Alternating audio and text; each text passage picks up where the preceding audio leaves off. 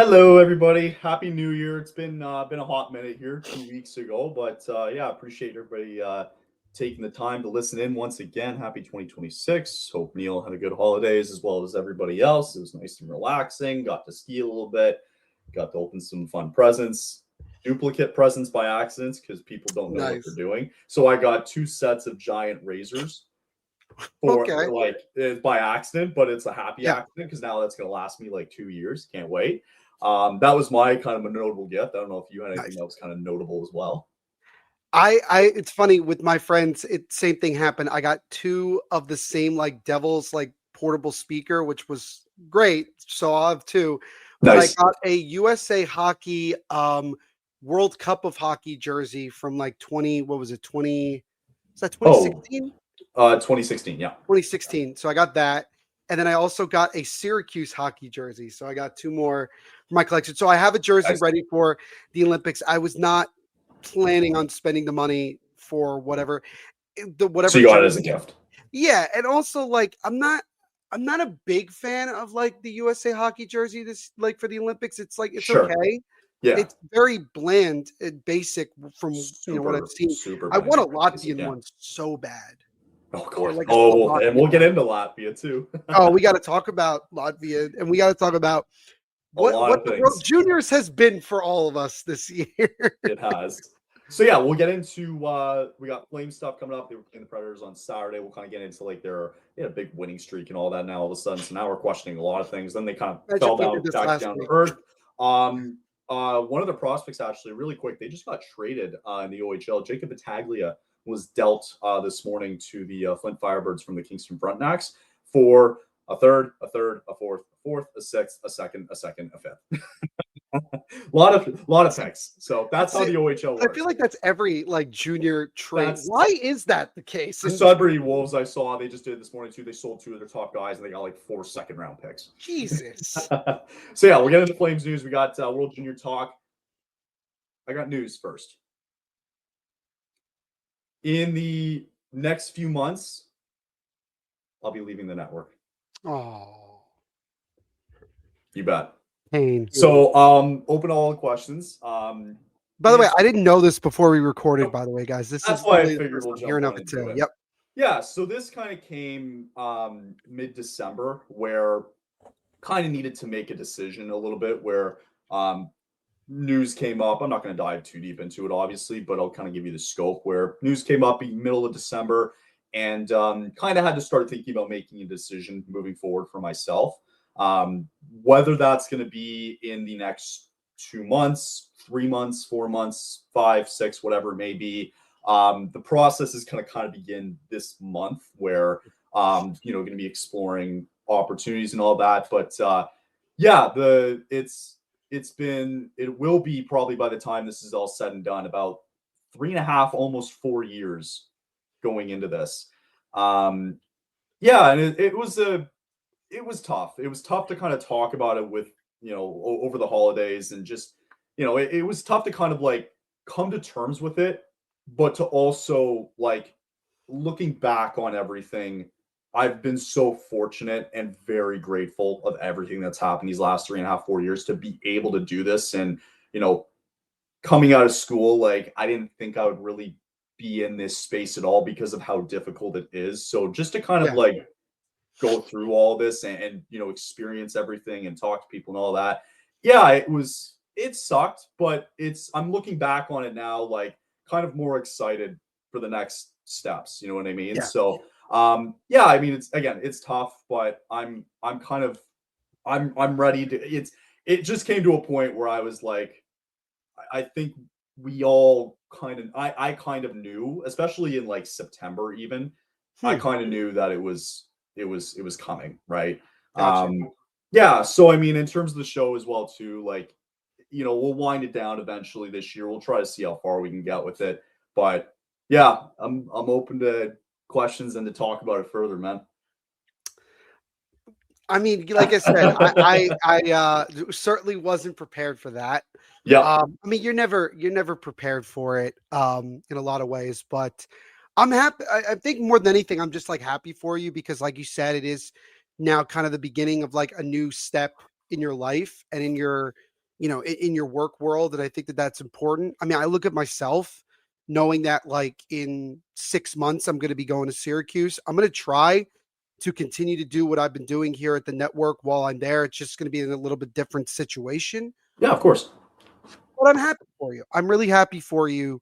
And it's like the old saying goes, all good things must come to an end at some point, right? And that's like, it's hard to continue to do the, same thing for a long period of time before things have to change, whether it's from the person themselves or whatever the situation might be. So, Yeah. well, obviously, I'm sad to hear that you're going to be leaving the network. I can speak for not just myself, but for many people that it's been nothing but a pleasure and a benefit to work with you. I mean, you and I have had a really, really strong, relationship and friendship since you joined the network, dating back to Yeah. being my And brother. I hope like that stuff continues going forward. Sure. Like I'm not Yeah. dying. Like No, I get it. I mean, there's things that we can do down the road for sure. yeah. I think back to doing the first round and also the second round for the Devils in the playoffs back in 22-23, which was Yeah. First not that run. long after you had joined the network. And I remember Yeah. I still remember Dylan one day messaging me and be like, hey, do you mind if Kyle like just does it with you? Like just so that, Yeah. To you can try get it. used to it. And I was like, Yeah. sure. And he and I, if you go back and watch those videos, which we still have, the chemistry was there right away, just bouncing off one another. And it was really enjoyable. And it's been enjoyable Yeah. working with you. And there's been a lot of things that have happened with the network that we've had to go through together. But, even starting this podcast, and I've really, enjoyed it.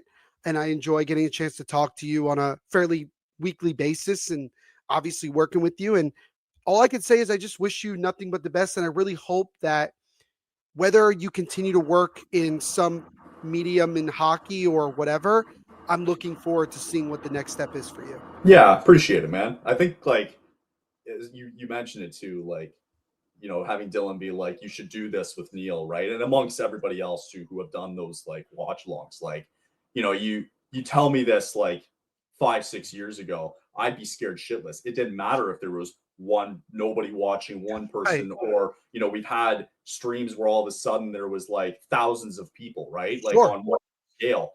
I could have never imagined myself doing this. You know what I mean? Yeah. And like, being scared shitless, but it really I think what I'm going to take away from this is just like the experience more or less than anything else, right? Like getting a chance Absolutely. to like, I've been fortunate enough to talk to like former NHL referees and players, hosts, who we've had on our platform who've gone on to do bigger and better things, right? And for longtime commitments like yourself who have been a part of it, it's been a joy to just kind of been seeing this and the way it's progressed over the last few years. But Yeah. you kind of just like it just came to a conclusion where I kind of knew it was coming to an Yeah. end, and I'm more or less just preparing for it to the best Yeah. that I can. And I'm gonna look back on this like 20 years from now, and I look at my 20s, and I'm like, man, like especially in a world where COVID was a problem Yeah. and transition into it, and like for the economy at what it was, I had no clue what I was going to do after school, right? I had no idea, right? Yeah. And kind of still going into this new transition, not really having a full thing set in stone as to like what is going to come next, right? Right. But with this experience, I'm going to look back on it and just be so grateful that I was able to do this alongside Dylan. Eventually along the line, took the reins with it. Like you said again, like the roller coaster of emotions that we've had, that we've had, and all the bullshit that we've dealt with, and all the highs and lows and all that. Yes. That's something that like I'm truly going to cherish at the end of the day, right? And met so many amazing people. And yeah, I think old me would have been more nervous because it's like fuck, like I'm going to be out of the job, like, and don't know, like it's just I would have been scared like for the unknown, like a lot of people are. Fair enough. But I'm kind of weirdly like looking forward to it because it just opens up new possibilities and who knows, like we don't know what it's going to look like, right? But yeah, like with the show specifically too, like we'll keep going with it. I just wanted to bring it out there today and give a well in advance notice of when the last days will come for it. Sure.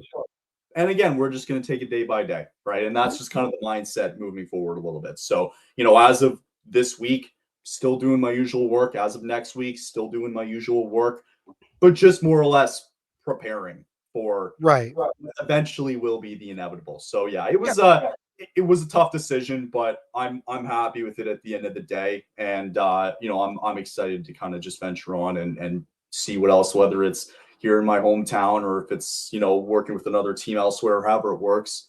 Yeah, it'll be good. So, you know, I appreciate everything that you've done over the last couple of years. And not only to you, but everybody else who was a part of it. And it was, you know, great to work with everybody there. Crazy how time flies though. Fuck, it's been 3.5 years since I started. And I like even before at the beginning and even in the middle too, I didn't think it would be this long. I thought it was going to be a little stint where I can kind of catapult or hold myself on until there was something else along the way. Mm-hmm. I had no idea that it was going to last 3.5, almost 4 years. You know what I mean? So for it to go as long as it did, I'm really fortunate for it. So just letting that out there now, and we'll see what happens here in the next weeks and months as we kind of go along. So yeah, no sadness. Just he's also getting married, by the way, guys, in case you didn't know that. Like that's another, like, I think thing to say, like, new steps in your life. I mean, that's part of it as well. I mean, so I think it's good for you. I think it's good for, everybody kind of goes through that at some point in their life where they want to start anew with something, whatever situation they might be in. So, and I get it. And in this business, I mean, there's always something going on, right? I mean, there's always something going on. So I know that you will, I know that you will find the right opportunity for you. And I know that whoever gets the chance to work with you moving forward is going to be really fortunate that they get to work with someone like you and someone as experienced as you as well, with how much you've grown over the last couple of years and working at this network. And, I'm really, it's going to suck the day that you leave us. You're not dying or anything. The way I put it, like you're going to die. No, but your impact will always be, remembered here without question. And we all just appreciate you, Kyle. 100%. Thanks, buddy. Thanks. Yeah, that was the main thing going into it too. It's just like I had this opportunity to do it, and I wanted to kind of put the best foot forward best I could. And I feel as over the course of the last 3.5 years, I think I've tried to do everything that I could possibly do with it. And we're ready to take the next steps forward. So yeah, it'll be good, right? So anyway, enough sad stuff here. Let's dive into it. You ready? Let's do it. All right, let's do it. So yeah, we had a game on Saturday with the Flames and the Nashville Predators. Predators kind of trailing at the bottom of the standings as well, too. Flames kind of figuring out now, okay, they had a nice little 8-1-1 stretch there over their last 10 games throughout the holiday break and all that. And then all of a sudden, they tie it up late in the third period. And then all of a sudden, Nashville scores with like 30 seconds left of the game. And that pretty much sealed it. So, so Predators go in, they win it off of Michael Bunting, who had 4 points in that one. Again, they scored really late in it to help the Preds win it 4-3. They now leapfrog the Flames in the standings. Flames, I now believe, sit in fourth overall at the bottom. So they're only 3 points up on the Jets and 1 point up on the Canucks and whoever else is at the bottom that I'm kind of forgetting right now.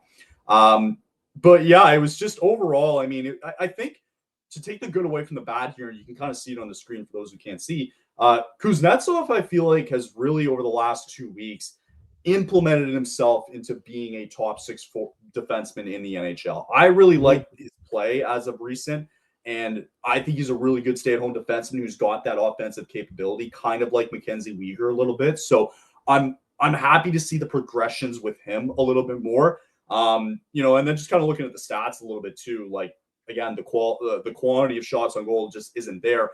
The tell of the tale here is really that Dustin Wolf kept them in this game from really it being what could have been 5-3, 6-3, and further. So, The shots were 36-23. Preds won the faceoff percentage. Overall, like, it was not a good game for the Flames, but to still basically almost be into overtime, it's nice, but they weren't able to kind of, get into overtime, and we all saw kind of what happened there. So want your thoughts on the game, and then we'll kind of talk about where this team is standing wise.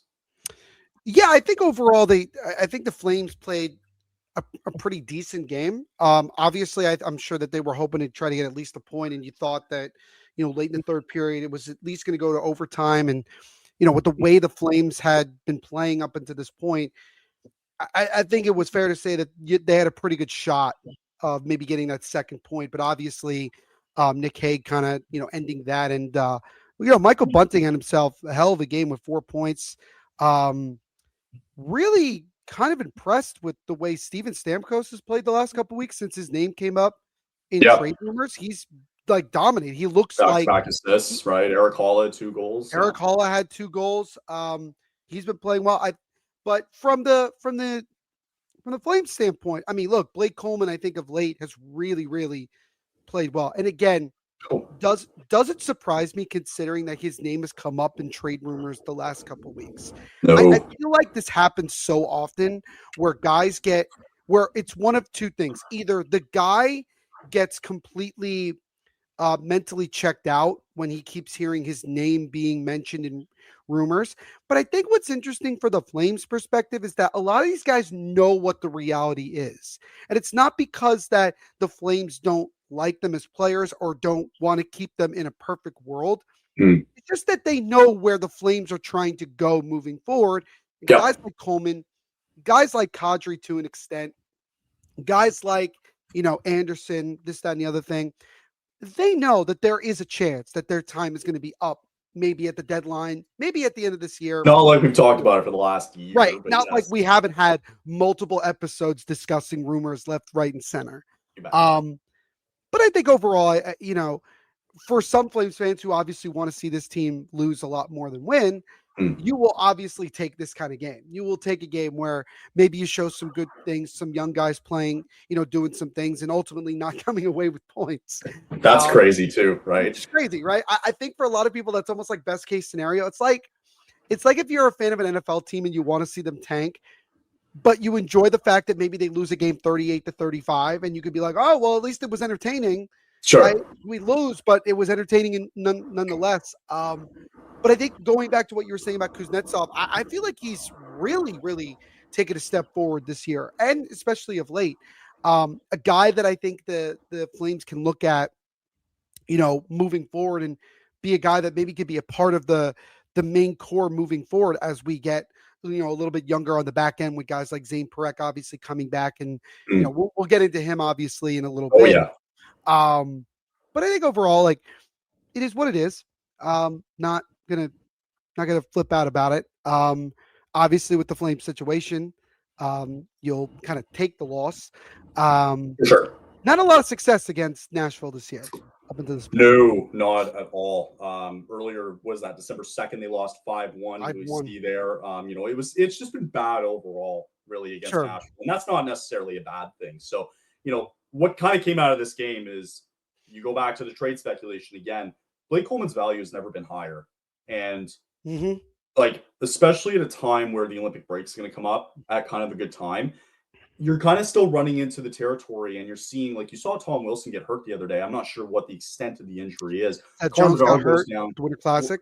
Right, exactly. So, you start to wonder, like, there is the possibility that these guys can still get injured, right? And, you wonder about it. So, like, Blake Coleman, I think it's a for sure deal that he's gone because of the fact that his value's never been higher.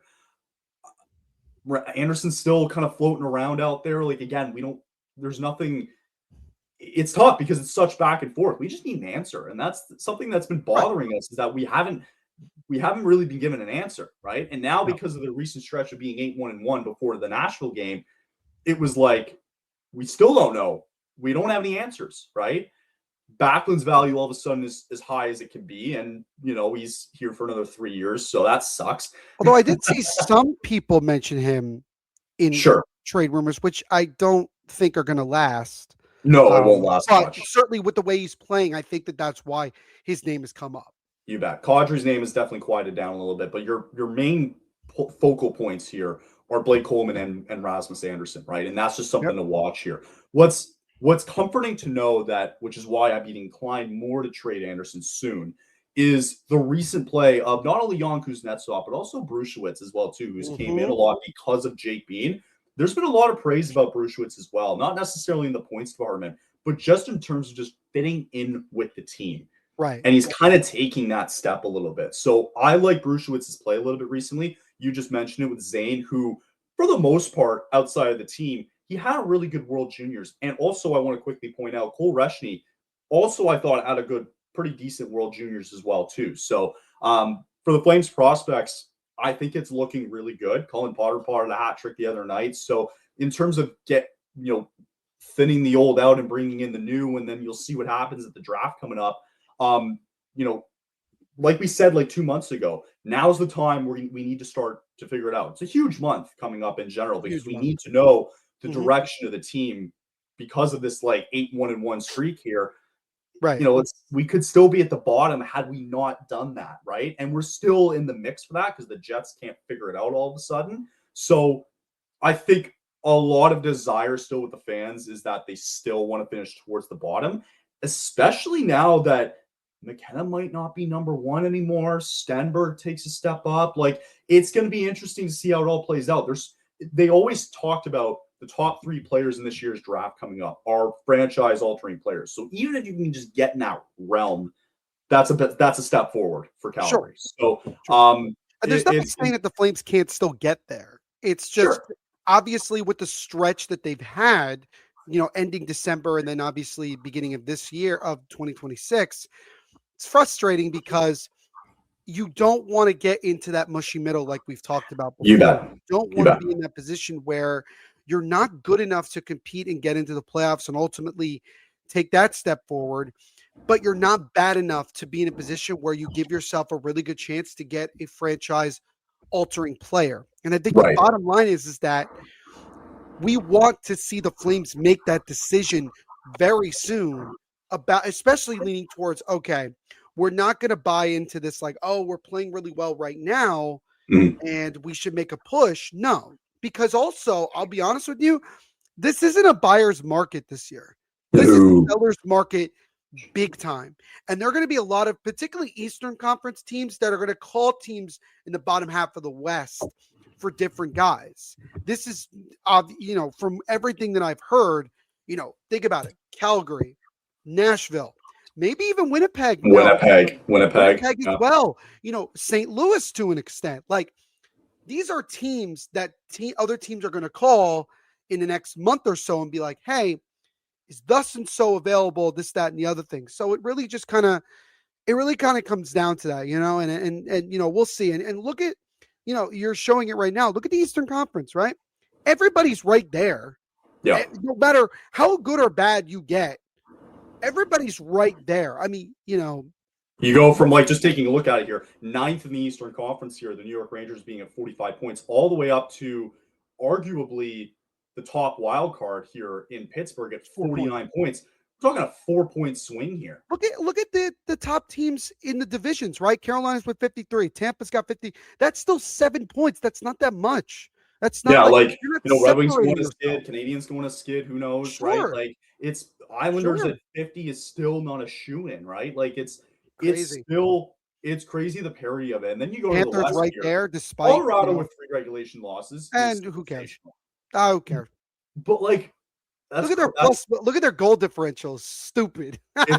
They haven't lost at home in regulation. And they finally proved that they can lose a game on the road. I can't believe it. It's unbelievable. Hey, I think they felt bad for Florida after the Winter Classic. I think they wanted to give them for sure. I can't believe how well Colorado's been playing.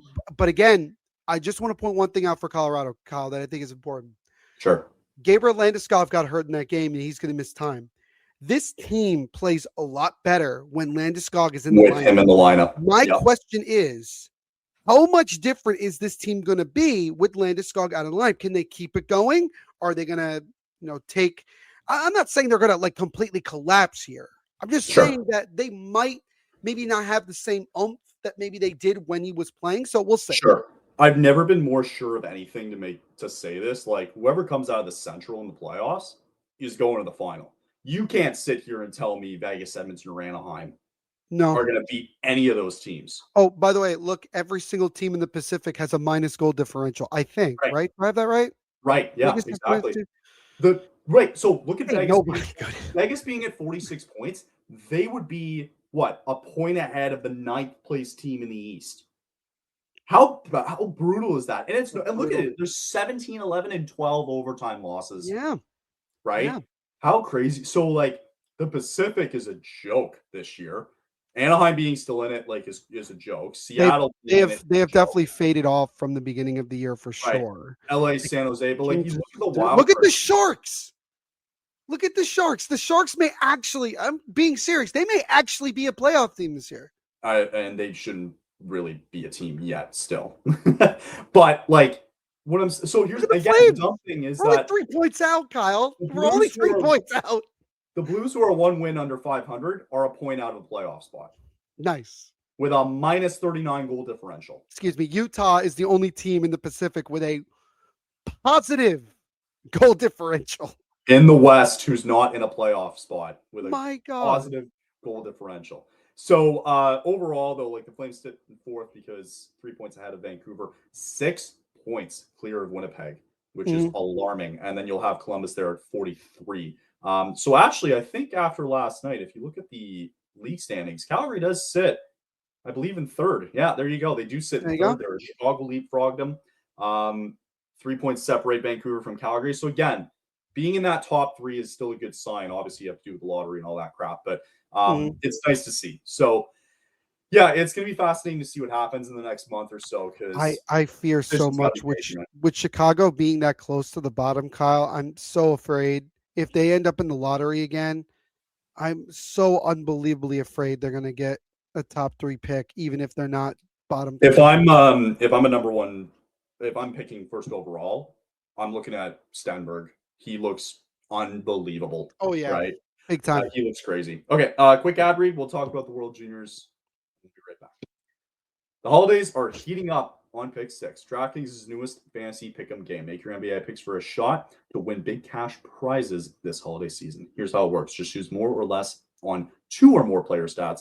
The more accurate your picks, the bigger your payout. It's that kind of upside that you'll only find on Pick 6, not those other pick'em sites. And it's available in most states, including Texas, California, Georgia, and more. You can download the DraftKings Pick 6 app now and use code THPN. That's code THPN. If you owe $10,000 or more in credit card debt, medical bills, or personal loans, help is here. More and more Americans turn to credit cards to get by. National Debt Relief is helping qualified clients reduce what they owe. For many, continuing to struggle making minimum monthly payments could take years to pay off. National Debt Relief has already helped over 550,000 Americans reduce their debt by negotiating directly with their creditors.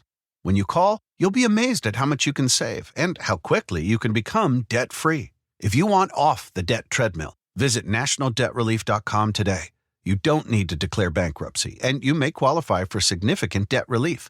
To find out what savings you may qualify for, simply visit nationaldebtrelief.com. That's nationaldebtrelief.com. As new DraftKings customers can play just $5 and get $50 in Pick 6 credits with code THPN. Ride the upside. It's in partnership with DraftKings Pick 6. The crown is yours.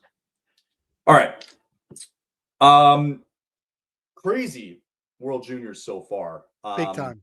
Lots to talk about here. And if there's anything that we were right about, or if there was one person, okay, that was right about the World Juniors and the international stage in general, it's a fictional character. And it's Shorzy. Yeah. So if you haven't watched it, it depicts it perfectly in, I think, the first episode. If you haven't seen it, in the literal first episode, he talks about how this is for both USA and Canada, how the game's just gone from these guys. And there were 2 points early on in the tournament, okay, where I looked at both of these teams and thought, I don't think they're going to win. Canada struggling against Latvia was massive. Why is it Latvia every year? I don't know, I but don't they get struggled against Latvia for whatever reason. They couldn't buy a goal on them, right? Yeah. Yeah. The U.S. struggling against Slovakia, I thought was concerning at the time too. Very concerning. Very concerning because they were losing that game going into or at the end of the second period before they tied it up late, right? I thought the U.S. losing a lot to Slovakia, eventually finding a way to win in the third period, that was concerning. And Canada's game against Latvia was very concerning. And it all played out here in the medal round. And deservingly, Sweden and Czechia deserve to be in the gold medal game because Canada, and I'll let you speak on the U.S.'s behalf. Sure. I thought defensively they were atrocious, right? Yeah. Perek, I don't want to put a lot of blame on him because that's just the player that he is. He's just more of an offensive defenseman. Yeah. And I thought Atchison was brutal. I thought he was terrible. I'm not necessarily even blaming the goaltenders here. I just thought defensively was bad. Watching the game a bit last night, the individual goal, I think to make it 4-3 or 3-2, one of the two, where I can't remember the guy's name, but he goes in and there's 3 Canadian defensemen lined up ready for him. And he just waltzed right in. Yeah. And it's almost like they were all just watching him and try to lift his stick. And that was it. There was no aggressiveness and physicality on him, right? And a lot of the times, too, where it's dump and chase. Well, they're not hitting the guys either when they dump it in along the boards behind, Czechia's net. So they're not necessarily being that physical team anymore. So I saw that from a Canadian perspective, and I'll let you speak more on the US's, but the right teams are in the gold medal game this year, deservingly so. Yeah. And it's a major problem going forward, I think, for both nations. I think from an Olympic level, it's a different subject, but in terms of the next generation moving forward, I don't know, man. I think we're in a lot of trouble. I think that was something that, we spoke about 2 weeks ago when we were previewing the World Juniors, that there are more countries now that are getting better at hockey. And I mentioned Slovakia, and look at what they did. I mean, granted, when they played Canada, it obviously didn't go well for them, but sure. Nonetheless, I mean, the way that they played the United States, the way that they played in several of their games, there's talent there. There's talent there that's going to become NHL players in the next couple of years. Sure. Now we're getting those other big countries going again. Sweden. Look at how upset Sweden was when they lost and didn't get it done in their home country last year. I mean, they came out this year on a mission. 2 years ago, because we were in Ottawa last year. Yeah. 2 years ago, excuse me. They came out with a mission, and they had a chance, and they wanted some revenge, and they got it. I mean, they got it. And they rightfully deserve to be out. Czechia, they're always right there, Kyle. They're always, in whether it's World Championships or World Juniors or even the Olympics, they're right there. And they got some guys, man, that I think NHL teams got to be looking at in the next year or two, being like, these guys are good. Like, these guys are really, as far as the United States and Canada, I think arrogance was a big factor. Sure. Going into this. Before you go on your little tangent, though, sure, I want to push back on you, though, a little bit from what you said about the other countries are catching up. I disagree. Okay. I think for the North American teams, I think they're just not as good. Personally, because they have now, when you get to these international games, that's where the arrogance part I was going to bring up. Sure. Yeah. And before you get into it real quick. Yeah. Like, they have to now play, and the style that they've now adapted to is exactly the style that the Europeans have been playing for ages and ages and ages. Sure. Right? And the Canadians and the Americans have frankly lost that. Remember with the Tkachuk brothers, I think, who were in the World Juniors not too long, like maybe 8 years ago, 7 years ago, I want to say, right? Like, you feared that, right? There's the fear factor that's just completely gone. Now the game's changed, and it's hurting the Canadians and the Americans more. Right. And that's the biggest struggle. And the officiating's kind of down on that, but fuck me, you can still body check. Yeah. Where is that gone? Like that, like the basic body checking, like, you can still learn how, like, it's shoulder on shoulder. You can still fuck these guys up a little bit. But to me, like, that's where I've seen the game just kind of go away because the aggressiveness is just gone. There's a couple things with that I want to Shoot. I wanna, bounce on there. This may be very kind of controversial, and it kind of actually brings up something that happened in the NHL last night. Um, I think that we are in a situation now where there's a lot more pushback on how much you can really push and coach this new generation of hockey players in North America. I think that there's a level now where people say, well, how much like yelling and like demanding can you be to these players and asking them to be physical, asking them to, you know, still body check? Because remember, a lot of the guys, like you just mentioned, the Kachuk brothers, they come from a different generation than what we're in now. You bet. Like they're still young players, but they're not in that generation that like the likes of Macklin Celebrini and Connor Bedard and guys like that are a part of, right? And a lot of players would be considered soft now because they're coached differently than what other players were coached. Look at just what happened last night, right? Luke Hughes of the New Jersey Devils has an awful game. He literally cost them 2 goals, ultimately cost them the game, and he had a horrible performance. Devils fans proceeded to boo him for about 45 minutes straight of that game, which I thought was overkill.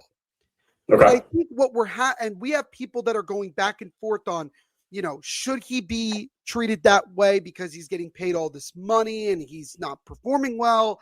Is it overkill for all the booing and everything? I think we're in a position where we're having that battle. And I don't think that's the case in Europe. I think European hockey has been the same, and the way that they've developed players and the way that they've gone about it hasn't changed. It hasn't changed. And I think that in North America, there is a level of arrogance that is continuously becoming a problem where we just think that we can go out there and go skill for skill and we're just better. This is what happened when we had the Summit Series in 1972, where the Canadians thought, oh, we can just be physical and play our brand of hockey and we could beat them. They got a wake-up call really damn quick and realized they had to change the way that they played in order to even be at the same level. And fortunately, they did. And fortunately, they won that series. But look at how much the Soviet Union dominated international hockey until 1980. And even after 1980, they still dominate. So my point is that North American hockey has to change. The way that it's coached, the way that it's played, because otherwise you're going to have situations like this. I know that Canada can still walk away with a bronze medal, and that should be said for something. It's not the standard. But it's not the standard, and it's something you brought up before, Kyle. This is one of the most impressive rosters Canada's put out in a while, and all they could get at best is a bronze. The United States, after winning the last 2 consecutive gold medals at World Juniors, playing on home ice, doesn't even get to the semifinal round. There's a problem there. I'll give them a bit of a pass because it's tough when you lose to Sweden and then you have to get Finland there in the quarters. However, the expectation is that you are on home ice, and the way that the U.S. I thought the group stage play that they had was well done all the way until Sweden, where frankly they just dominated them. They dominated them, man. And my fear of goaltending came back to hurt the United States. I think that was a major factor. Right. I don't think that the goaltending was there. I thought offensively they were about as good as they could be. I mean, really good roster. Defensively, needs to be a little bit better. But goaltending was the big question mark to me. Yes, and I it agree. became an issue. Look at how they lost. Look how they got knocked out of this. Their goaltending was abysmal. I'm sorry, it just was. And that ultimately hurt them. Yeah. But I think overall, Kyle, you got to change the way you play overall, because otherwise, these European teams, man, they're going to expose you, and they did. That's what it was. Frankly, at least in the Canadians' eyes here for the last 3 years, they have been exposing them. And I would almost argue from an American standpoint as well that they got exposed in this tournament too.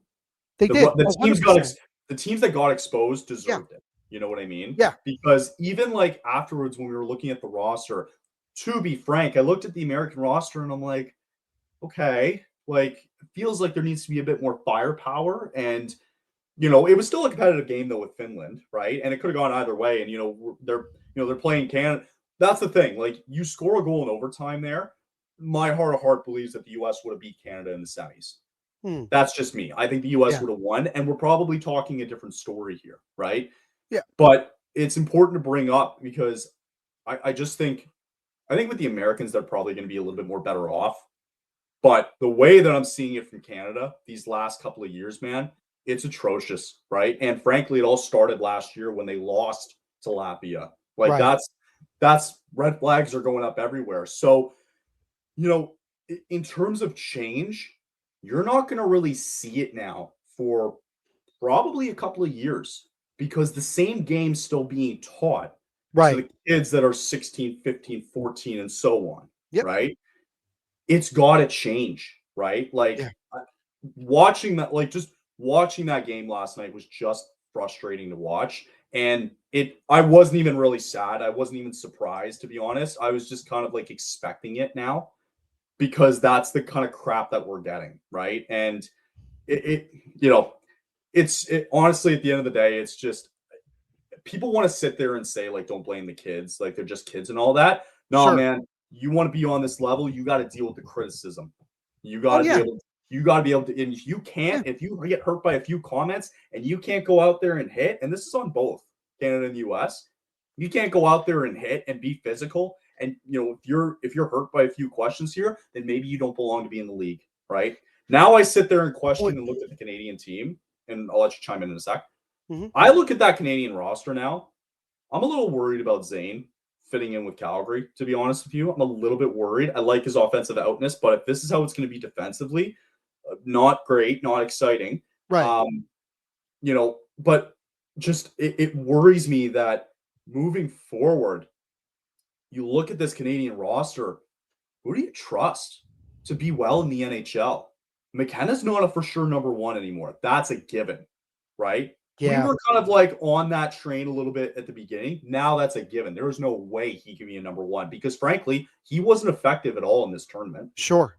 I don't think he was. The only time he did well was against Denmark, right? No, that's the thing, man. And I think that, we talked about it. There were already question marks about McKenna before the World Juniors started. We were already not convinced. I think now it's even less. And I wonder to myself, is he going to be like a Shane Wright where maybe he falls in the draft because other teams are going to see that and go, do we feel that comfortable that he's a franchise altering player, or is he just a good skill player? I think that this is what I was talking about before about why North America has to change the way that they play the game.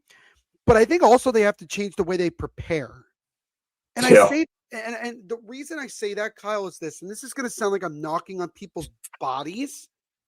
I'm just amazed that there are more and more players that are just like, they're not even physically built to withstand a physical kind of game, no matter what the situation is. And I think for a lot of us who grew up watching in the 2010s and maybe even the 2000s, where that was not something we really thought about and didn't really have to think about, I think we're focusing way too much on skill. And I think also this, Kyle, I think we're focusing way too much on analytics. I think that's becoming fairly a big issue. Way too much. And it's really frustrating because I see on Twitter almost every day, Kyle, stupid charts that mean nothing to me, that don't really tell you much of anything. What does it tell you? Oh, nothing. Like expected goals. What are we even trying to prove? Oh, that this team must just be that unlucky. Yeah. No, like they're just not playing well. So how, like, what it comes down to is analytics doesn't measure the fight in the dog. It doesn't measure that one bit. It just doesn't. So bottom line is, I think that we need a complete change in how we play the game, how we prepare the game, and how we evaluate the game. Right. Because otherwise, this is the kind of results we're going to get moving forward. And it's not just going to be at the World Juniors. No, we might. Who knows? Maybe we'll get a wake up call in the Olympics, Kyle. It's possible. I'm just saying, it's very possible that both the United States and Canada, who are going to have stacked teams, obviously, they might get beat at their own game and might lose, and we might go, oh my God. Because if they lose on the Olympic level, that's going to be the wake up call. They better be careful, which is why, again, just Canadian perspective here, losing Tom Wilson there is massive. That's equivalent losing a lesser skill level here, Tom Wilson, like losing a Brady Tkachuk. You know what I mean? Like that's a big piece, right? I'm not as much worried for the Americans moving forward, considering that you've got the Dogs and the Tkachuks here. Like you've got some dogs in that unit, right? Matthews, maybe, but I couldn't agree more, right? Like it's unfortunate because like for me growing up, this is not the same game, and we can all say it, like it's not the same game that we all witnessed back in 06, 08, 2010 era, right? And even all the way up to like 2015, right? 2016. And it's become more analytical. And part of the reason, and the big reason for all of this, is player safety at the end of the day, right? They've really protected the players from any bad instances that can happen, right? Any big hits now are going to be monitored, and then you can get them suspended, right? So that being taken away after watching that crap last night, the physicality aspect of it is huge, right? Because it's going to transition into the NHL moving forward. Not like, hey, maybe it already has a little bit too, and I think it already has. I hate to tell you this, I think it already has with which especially with a lot of like the young players. Like we don't talk about it with guys. We don't even talk about it with guys like Austin Matthews. Like we don't really talk about it. We talk about it more with guys like Connor Bedard, Macklin Celebrini, Jack Hughes, Trevor Zegras, guys like that. They are not even on the same planet as a guy like Nathan MacKinnon. No. And you know what? This year. Nathan MacKinnon was very fortunate to be drafted when he was drafted, right before this transition really began. Yeah. And it took him a while to get going. But you know what? People were criticizing him and saying like, oh, he can't hang with all that skill. He changed the way he played, didn't lose that skill, and now it's just ridiculous watching him touch the puck on a game-to-game basis. Like he's a nightmare. A nightmare. And everyone says, oh, well, Neil, what about Connor McDavid? Connor McDavid changed his game too, buddy. It's not like he just figured, like, it's not like he is just so unbelievably good that whole criticism of the way that the game is played is different. No, like, Connor McDavid's also built his body up too. Yeah. He's not a twig by any stretch of the imagination. Like, that's the way I look at it. Last thing I'll say, and I thought it was I don't know how it came across my brain last night. I do too, but I feel like prediction. I think Sweden's going to dominate tonight. I just think they're really. I hate that because Anton Frundell is stupidly good. Frundell's so good. He's really good. Chicago, right? Yeah. Oh Chicago. God, man. Yeah, really good. Really good. I'm telling you, man, Stenberg too is coming up. He's really good. Last thing I'll leave you with though. And again, this is coming from when I watched, I think it was Canada when they were playing Finland. Okay. Mm. And I believe it was Tij Ginla who was doing this. Okay. Mm. So you had Tij Ginla and Jerome Ginla. And I like how this all relates back to the Flames a little bit. Let's get the Flames back into this conversation.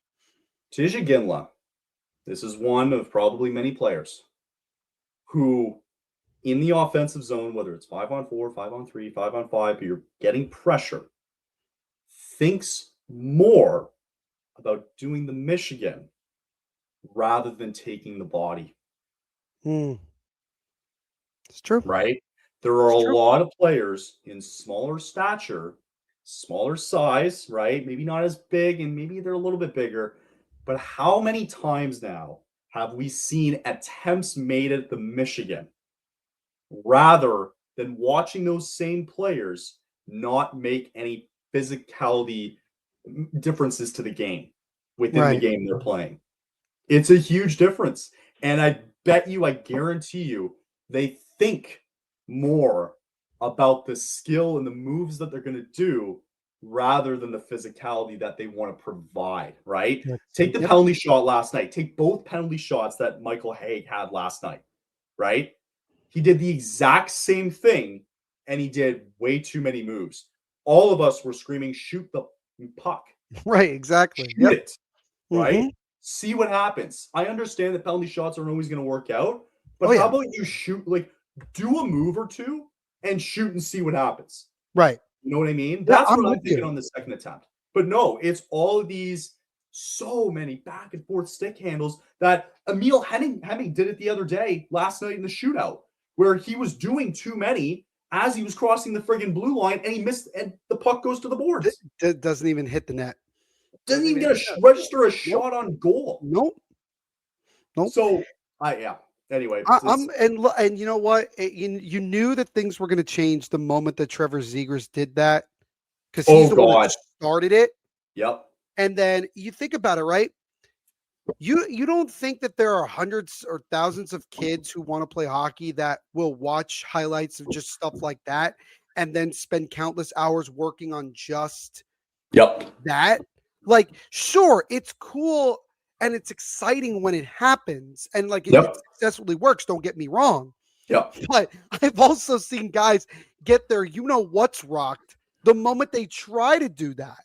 Yeah. Because they're in a vulnerable position. They're focusing so much on getting the puck onto their stick to make it kind of play like that. And then they get run over.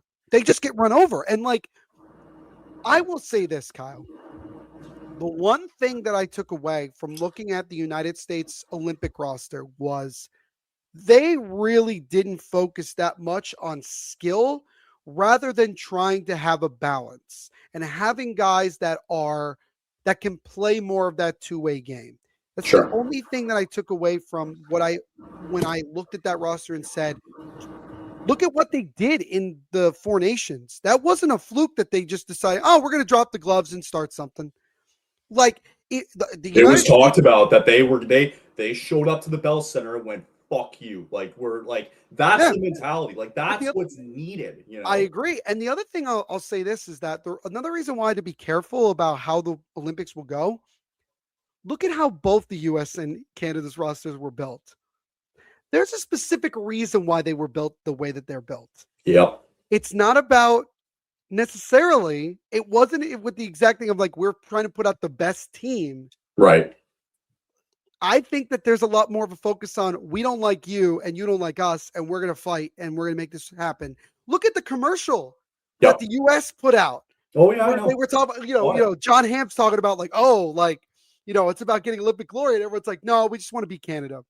Literally. Maybe like everyone's like, oh, that's so funny. There's a lot of truth to that. There's a lot of truth to that. And so the thing is that I think we are constantly getting further and further away from what made North American hockey like really enjoyable for a certain generation and what made it good. Yeah. A lot more guys back in the 2000s and 2010s could withstand these hits, and they prepared for it. You have There's way too much of an emphasis on skill nowadays. There's just guys that come in, they're 5'11". I get it. Like, I'm not going to criticize a guy for not getting a growth spurt. It's your body. Like, but even still, then being 5'11", whatever, like, throw the body around, man. Like, you got to learn how to build your body to withstand that. Don't exactly. And everyone says you don't want to put on too much weight because it'll slow you down. If you become more of an all-around player, you're going to last in the league a lot longer. You're going to be able to make plays. Like Matthew Tkachuk is still very skilled in his own right when he's fully healthy, obviously. Yep. You know why he's been out? Because he was willing to take the body to win. Whatever it takes to win. He's willing to do whatever it takes, which is why I don't trust Connor Bedard, like you said earlier, Bedard, the Celebrinis, to go on deep runs, because they don't have you have to be to win the cup. We've seen it how many times. You have to give everything, right? You gotta be that there too. You gotta get there. You gotta get there. You gotta have that friggin' dog in you, man. And that's why Florida's been back-to-back champs. You just go back in time when Tampa was the same thing. They were a big team and they were nasty too. they were nasty as well, right? They didn't give Oh, a fuck. Vegas at the time when they did win theirs, like they had some big boys too. They didn't care, right? Oh It's yeah, just, they don't care. I don't have a lot of faith going forward that Yeah. you're going to see Bedard and Celebrini get to a final, because the playoffs, as we've known it, are such a different breed that you have to have that physicality of it. Sure. And it worries me. And it should. And I think it should worry a lot of people. And it really kind of comes down to, we're in such a battle now, especially on social media, with the old, what people would consider Old and the new. old heads, right? The old heads against the newer generation of like how the game of hockey should be played. Yeah. At the end of the day, hockey is still as physical, if not more physical than it used to be, because of how fast these guys can skate. Yeah. I mean, there's even guys like Ryan Reeves that can still skate fairly well and still put you through the boards. Tom Wilson is the perfect example. He is the example. Yeah. He is the example of what people want in a truly overall hockey player, a guy that can throw the body, withstand those hits, but also be able to score and make plays. Why do you think Tom Wilson got the chance to be on Team Canada for the Olympics? Not just because of his physicality. He can score. Yep. He can make plays. So bottom line, really, what this all comes down to is that you hope that this is a wake-up call. It probably won't be, at least from the World Junior perspective.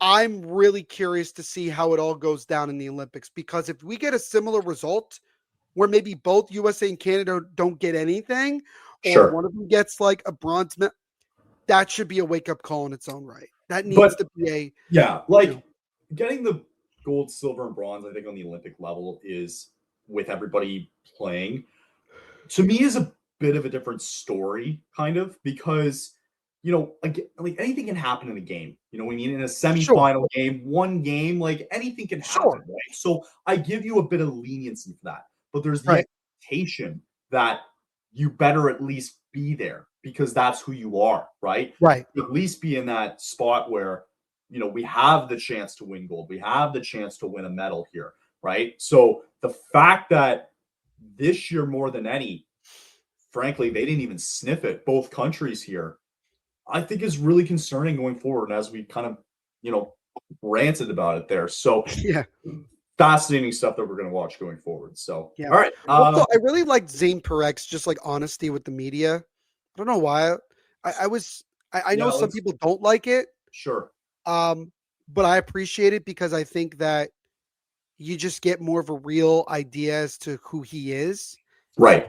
Like being that media wishy-washy. Yeah. I get it. I think he'll be fine in Calgary.